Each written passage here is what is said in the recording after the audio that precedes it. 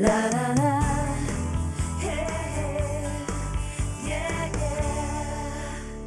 Well, so far we've had Irish film, Irish food, Irish music. I think the only thing left is Irish sport, and that would be, of course, Yeah, and I was Gaelic going to football. say sexy accents. Like Sexy. we should be at our limit, but Not quite yet. this guy's here. Because we have Carrie and Dermot from the Ottawa Gaels Gaelic Football Club to demonstrate what Gaelic football is all about. Welcome to the show. Thank you. Thanks for having us. Yeah, so Great to be here. so this goes back to, what is it, 1887 Gaelic football, and this predates, of course, gridiron, CFL, rugby union, rugby league, all of that. Yeah, you could say it's like the grandfather of all sports, and that's when it was officially kind of, they got rules in there. But even before that, going back probably close on 1,000 years plus, villages used to play against each other, and it would be village against village trying to move the equivalent of a ball. They wouldn't have had a ball like this, but trying to get it from one village to the other until the ball got there. Then they didn't know who the winner was. So villages, how far apart? Not 100 kilometers. Could be more miles in Ireland, but maybe 20, 30 kilometers apart. Wow. Yeah. Far So enough, yeah. That's and a long It's a playing workout. field. Yeah. So eventually in the 19th century, they decided, let's get some rules in here. So they decided we'll limit it to 15 players against 15 players. But even then it was by parish. So in Ireland, the church had a big influence back then, and it's waned a little bit over the years. But as it's St. Patrick's Day, we're kind of celebrating his feast day. But even today, a lot of the clubs that have sprung up and that are around Ireland are based on the parish. So it is very parochial, and there's a lot of pride in your area and that sense of belonging and sense of community. So even today, when two neighbouring teams get together, there's the same kind of rivalry that there may have been 200 years ago. We can imagine that same kind of rivalry, but now we've got rules. So you don't have players being paid $1.2 million or anything like We that? don't. It's an amateur sport. The players, they train at the county level. There's 32 counties in Ireland, and every county has a county team, and there's no trading. It's if you're from that county, you aspire to play for that county. So again, there's a lot of pride involved. Right. But it is an amateur sport. But these players, in the summertime at the height of the games, when we get to the Stanley Cup playoffs equivalent, which is the All-Ireland finals, you could have 80,000 people in the stadium cheering on Crazy. these players. In the men's games, and the ladies have a great game there as well, the ladies GAA, and they also play their finals at Croke Park. So there's definitely a great following, but it is an amateur sport, and that brings, I think, a lot of passion. A lot of passion, Yeah. yeah. So Carrie, tell us exactly what Gaelic football is. Well, it's a fast-paced sport. It combines a lot of skills from other sports. You can use your hands, you can use your feet. You can hand pass it kind of like an underhand volleyball pass. Yeah. Okay. Like that. You can use your feet, so you can off your foot back into your hands. That's called a solo.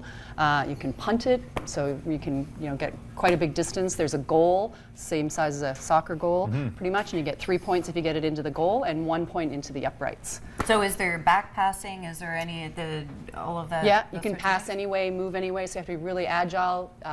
The field is bigger than a soccer field. You do have more players, but you have a lot of space to cover, and you can take 4 steps with the ball, and then you have to do something with it. So Okay. you either solo it, or you hand pass it, or you punt it. You can also kick it off the ground. You can pick it up off the ground. So yeah, Amazing. it's really like in terms of sort of physical literacy, especially for kids. Like it's all sorts of different skills and athletic abilities, and so we really draw kids from all sorts of different sports: hockey, soccer, Yeah, it sounds volleyball, like it. basketball. Yep. Okay, so we have Ryan and Lauren here, and you guys are you gonna demonstrate how to play this game for us? Yeah, I guess. Some of your Yeah. skills anyway. Okay. We don't have a Pass to village-sized Dylan. You pass to Dylan. area. So this is a hand pass. So Did I do that right? Like, am I the Here, cool let me part? hold this. Two hands. Let's see you get into this. I'm here. supposed to, and then what would I do with this now? Would I like run with this, like for my life? Yeah, so you I get think we need the 4 mic on. steps. Oh yes, hang on. There you go. Nice. You get 4 Four. steps. So 1, and, 2. Okay, let's say I go this way because cameras, whatever. And then what? and then you can bounce it. You can get 1 bounce. So really? Yeah, and then you get 4 Another more 4. steps. Okay, 4 cool. more steps, and then you can either do a solo Yeah. or you can pass it to another player. What would a solo be? That's your kicking with your. Oh, that's what I'm kicking. How about you? Because yeah, I'm old and I'll hurt myself. Kind of like that. So All you right. just tap that to yourself. Easy as. Yeah, that's easy. Okay. Tell us, so do you have workshops for kids? Yeah, we have a youth program running. Actually, our indoor program starts April 10th. We're running Sundays for 6 weeks indoors at the Bell Sensplex. And then we do an 8-week outdoor program through the spring. We've got 3 tournaments, one in June, one in July, one in September. So it's a great program, all ages. And what families like also is kids of same age can come at the same time. So you're not dropping one kid at one field and one kid at another field. And we just split them up into groups that work in terms of sort of their age. Now, do you have other clubs that you play against? Right now, we just have we have 4 different community programs, so we would play in between the communities. Like the parish? Yeah, yeah, exactly. So one in Canada, one in Riverside South, one in Almont, and one in Ottawa West. Did you want to show us some moves here, Lauren? You're on TV, so we need to put you to This is your work. big chance. Yeah, impress us. Go for that $1 billion contract right now. Want to do a hand pass or a solo or? There you go. Good Yeah. job. That's great. Hand pass to Dylan? And hand pass Yeah, to sure. Dylan. There Hand we go. pass. Yeah. And then I do this, Wrap it and then up. I go 4 steps, Yep. and then I just. That's it. Yeah, just boot Yes, it out of there. just Yeah. boot it. Okay, Lots let's of not do that. frustration. So, yeah, all the information. That was terrible. Like, she's 10. Like, All the information about our programs is on the website. And Amazing. youth programs, we have women's program, men's program, and so we really welcome anyone who's interested in a The adult fast. teams are going pace. really great right now, and we're part of the Eastern Canadian board, and we're going to have an Eastern Canadian team in Dublin for the World Cup of Gaelic football Fantastic. in August. So Amazing. we'll have some of the ladies team from Ottawa there, some of the men, along with Montreal and Quebec players. So it's a pretty exciting time right now. Can you in our club. say for us right now, they're after me, Lucky Charms?